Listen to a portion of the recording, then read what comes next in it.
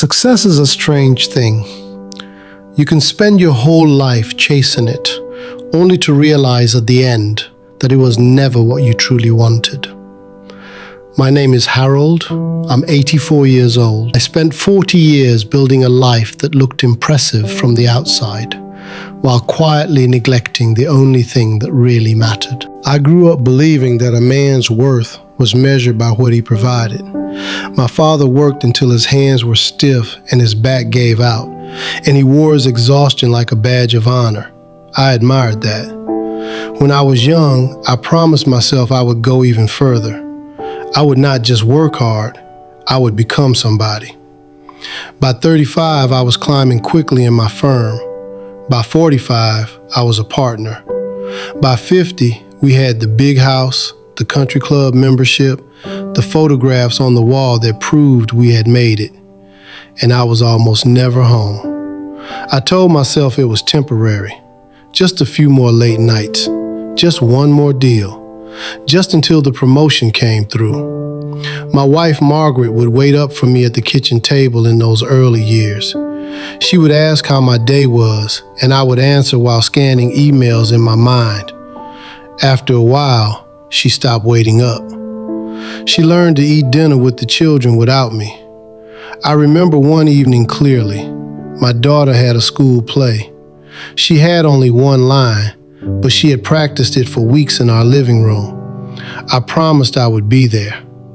That afternoon, a client called with what he described as an emergency. I stayed at the office. I told myself there would be other plays. When I came home, the house was quiet. Margaret said it went well. My daughter was already asleep. On the kitchen counter was a small program with her name circled in pencil. I put it in my briefcase and found it years later, folded and yellowed. Moments like that did not feel significant at the time. They felt like small sacrifices for a greater goal. I missed birthdays because of conferences, anniversaries because of travel, Sunday mornings because I was preparing for Monday. Each decision made sense on its own. That is how a life drifts away from you, one reasonable choice at a time. By the time I was 65, I had everything I once dreamed of. The house was paid off. The accounts were full. My colleagues respected me. At my retirement dinner, they listed my achievements and everyone applauded. I remember looking around the room, searching for something I expected to feel. Pride, maybe. Fulfillment. Instead, I felt tired. The real moment of clarity came a few months later. I was sitting across from Margaret at breakfast. We had the whole morning to ourselves for the first time in decades. The silence between us was not peaceful. It was unfamiliar. I realized I did not know the small details of her life anymore.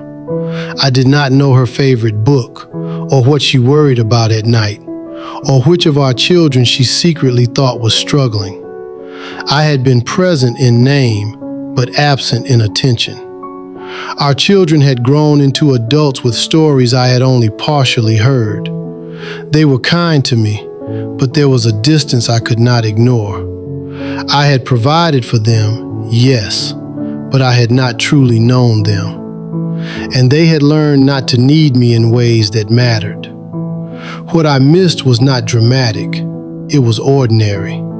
It was Saturday morning pancakes. It was long conversations after dinner. It was the chance to sit on the floor and listen to a child explain something that made no sense.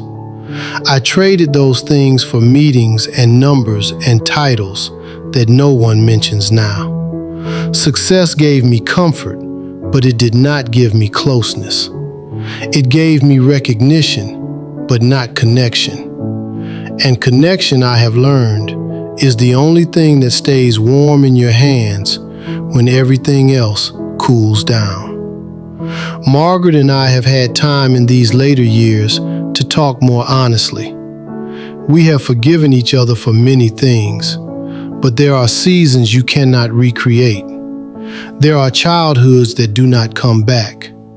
There are chances to show up that disappear quietly and forever. If you are listening to me and you are in the middle of building something, I understand the pull. I know the pride of being needed and admired. I am not telling you to abandon your ambitions. I am only asking you to look carefully at what they are costing you, not in money, but in moments. When you are my age, people will not ask how many deals you closed or how large your office was. They will sit beside you and talk about memories. The question you will face is whether you were there for them. I spent 40 years chasing success, and I caught it. But the only thing that ever truly mattered was the people who were waiting for me at home. If you still have time, do not make them wait too long.